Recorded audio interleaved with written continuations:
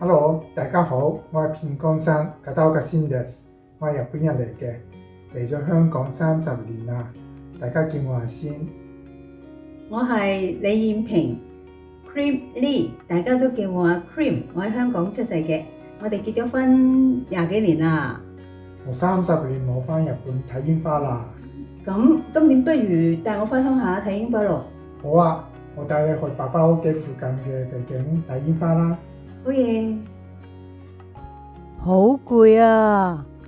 咁去飲杯嘢同食煙花餅啦。哇，估唔到 coffee shop 都有咁多櫻花餅喎。可以試ですか？I see，好味啊！我爸爸住喺東京文京區，喺康金灣個名呢個站落車，行5分鐘就睇到煙花㗎啦。咦？門口寫住煎檀林，係咩意思啊？佛教叫檀香做煎檀，佛教人士聚集嘅地方就叫做煎檀林咯。咁呢間係咪寺廟嚟㗎？呢間寺廟入邊喺江戶時代開始已經有佛教學校，係區澤大學嘅前身嚟㗎。